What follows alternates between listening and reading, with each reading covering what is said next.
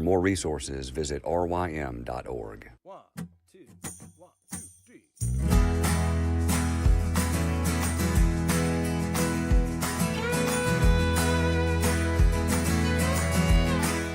The Local Youth Worker is a daily podcast that's centered on 5 questions each week. Ranging from the practical to the professional, we're looking for answers to the questions you're asking. Whether you're in full-time, part-time, or even volunteer youth ministry, this podcast is for you.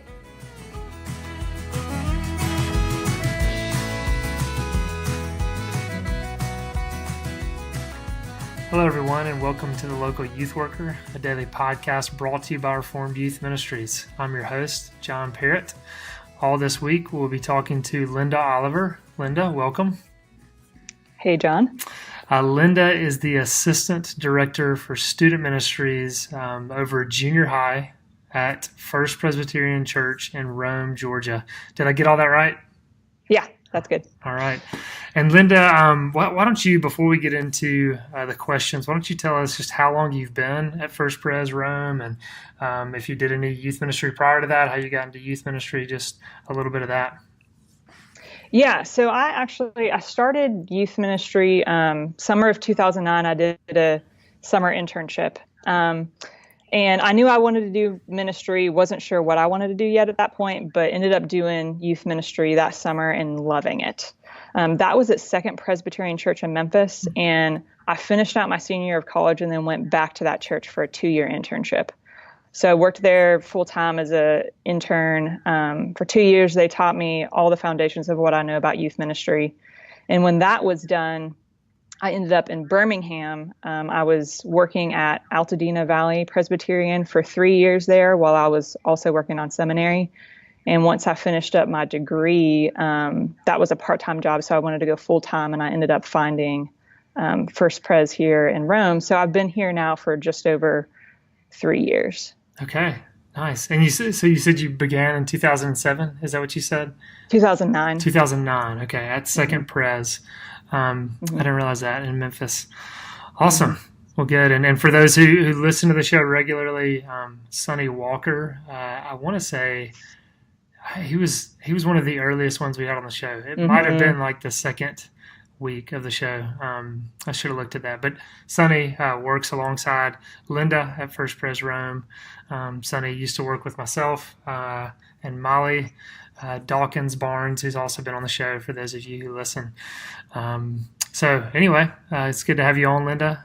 Glad to finally get you on the show. I know we've gotten to interact a little bit as I've been over to Rome and then at RYM's Youth Leader Training and other places. So for those who listen regularly, you know this second season we are doing frequently asked questions. And so if you've been listening, you know the routine. I've been emailing with Linda, and she's sent me 5 of her most frequently asked questions, and we'll take one of those a day and spend some time discussing that. So with that said, are you ready to go, Linda? Yeah, let's do this. All right. So the first question you have down, and I guess this one would be the most frequent question you get, which I thought was an interesting question and encouraging, really. But the question is, what am I supposed to say when I pray out loud in public? That's an interesting question. Again, not one that we've had, not one that we've dealt with. But it's interesting that you just have students that are asking this question, that are thinking about, what to pray. We know we can overemphasize the importance of the words that we say, but then at the same time, we know we need to take those words seriously at the same time. But anyway, all that to say, how do you begin when a student comes to you and says, what should I say when I pray out loud in public? Yeah.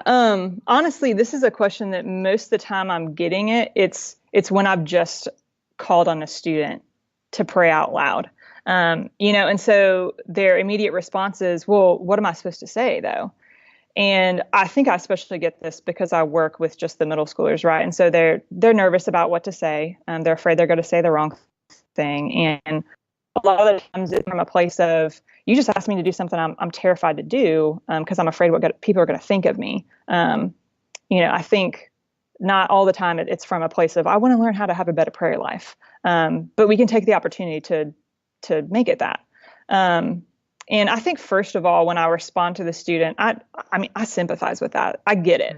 The first time I was asked to pray in public, I was in middle school and I remember responding with something along the lines of like, I've never done this before. Is that okay? Like because I didn't grow up in a Christian home, and I remember what that was like. I remember in high school not wanting to pray, even when I was just with my closest friends. I wasn't even with people that I wasn't familiar with, and even after being in ministry for years, there are still settings and times when it's a little bit intimidating to be the one who's called on to pray out loud, and I'm like, I'm sitting next to people who are so much more seasoned in life and ministry than me. And I'm like, that person seems like they would be the better person to call on than me.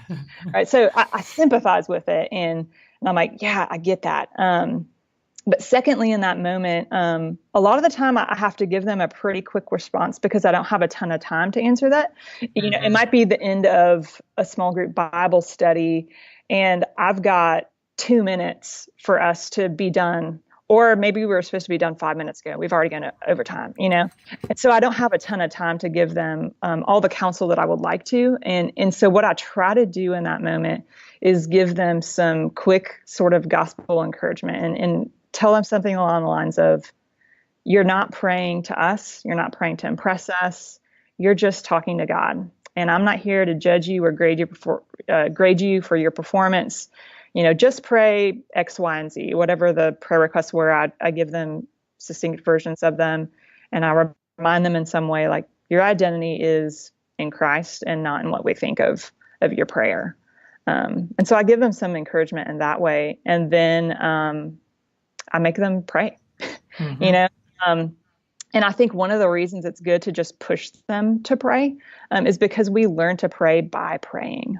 And so even when they're nervous, I want them to be praying and to learn to pray out loud. It's the same as a lot of other things. We could talk all day about how to play a sport or an instrument, but until you actually go do it, you don't really know how. And I think praying is a lot of the same way. And I think there's some discernment there, right? You don't want to push the wrong student and forcing them to pray out loud in such a way that they're like, man, I'm never going back to that youth group. You got to do it gently, but I do want to push students to actually pray out loud, even when it's uncomfortable and makes them nervous. No, that's really good. I think, like you said, where you started trying to sympathize with them, because there's been those moments in my life and yours. I'm sure many of those who are listening know that we've been called on, and then, oh my goodness, all of a sudden, what am I going to say? What's everybody going to think? And so to sympathize, to be gracious, but then as you're saying, even though it seems a little uncomfortable, to challenge them. And obviously, I mean, that's a way that we can foster some leadership in those students to grow and to do it. And because, if they've never really done it before, then that's normal and okay to feel a little uncomfortable about this, because the more you do it, the more comfortable you'll get in doing it. And so I think that is, like you're saying, important to push them, even if they don't feel comfortable. And so kind of a follow-up there too, you're saying, oftentimes when you ask, it's not a whole lot of time and, you need to wrap up the lesson or whatever it is. Do you ever have follow-up conversations with those students, or have you had those moments where a student did, quote unquote, do horrible? I mean, from the standpoint of they just got really nervous and really couldn't say a lot, and you have some kind of follow-up conversation? I'm having a hard time thinking of a good specific example of that. I don't know. I feel the follow-ups I can think of right now are just like quick afterward, like encouragement, of like, hey, thanks for praying out loud. Like that was good. I feel like most of the time it's the end of the program, they leave right away. And I don't necessarily always have that opportunity. Do you have any of them come back up to you and ask for advice on, hey, was there something else I should have said or anything along those lines? I don't know that middle school students are asking that, honestly. That's true. Yeah, I think they're just like happy to be done with the thing when it's over. Yes, yeah. It's like there's an all-out sprint to go play ping pong or gaga ball or whatever. Or go check Instagram for sure to see what all's been going on. I will say if a student were to ask me for more, and we've taught about prayer before and have done this before, I might point them to a tool like the ACTS acrostic, where you go through adoration, confession, thanksgiving, and supplication. And I think students a lot of the time, if you try to teach them that too quickly, they'll have some trouble telling the difference between adoration and thanksgiving. But if you can help them understand that over time, I think it could be a really great guide to prayer. When you don't know what to pray, going to a guide like that, can tell you, like, here's some things you could pray for. And I can think of so many times that it helped me think like, oh, I could not just pray for this thing to happen, but also adore God for the fact that he is holy and just. And that applies to this situation. And I think it can make your prayer life richer. Definitely. And I mean, again, just this discussion is showing, how vitally important it is to be teaching on this subject. I mean, yes, as youth workers, we're definitely, Lord willing, modeling prayer to our students. They're hearing what we say. That they're hopefully hearing kind of the importance to the words that we use. Like we said, we don't have to use magical words to gain access to the Father. We approach Him in the finished work of Christ, by the power of the Holy Spirit. But at the same time, it is important for us to consider the language that we are using, and so trying to help students think about that and just think about the words they're using, and teaching on it. And I know this is like a shameless plug for RYM, and hadn't planned on doing this, but we do have a Bible study on prayer called Prayer 101. So if people want to check that out, it's a free 12-week study at rym.org/resources. You can find it under our Bible studies, and that's just a very basic kind of understanding of prayer that hopefully people can teach to students and help them as they, grow their conversation with God. So that was shameless plug. Anything you want to add to this conversation as we start to bring this to a close? I think that's the basics of it. It's a question I'm getting all the time right now because we're trying to push our students more and more to pray and breaking up the prayer time of small groups in a way that actually requires more of them to pray out loud. And yeah, I think it is so helpful to get the students to actually pray out loud. Because I even think about my experience. I think I learned to, quote unquote, pray well out loud by being forced into situations where I had to do that. And I had to pray with pastors who had done ministry for 30 years, like once a month, in this prayer group thing that I was put in when I was at 2PC, and it intimidated the heck out of me. But I learned so much from it. I learned so much about how to pray in all those situations I was forced into. Yeah, and as you're saying that, I'm thinking, right when I came on staff at Pear Orchard, they'd have that pastoral prayer time, and like you said, seasoned pastors who had been doing ministry for decades, and it sounded like poetry coming out of their mouths. And then here I come in there, stuttering and can't get the words right and everything. But like you said, even though it is uncomfortable, you go through that for sure. Well, anything you want to add as we close this out?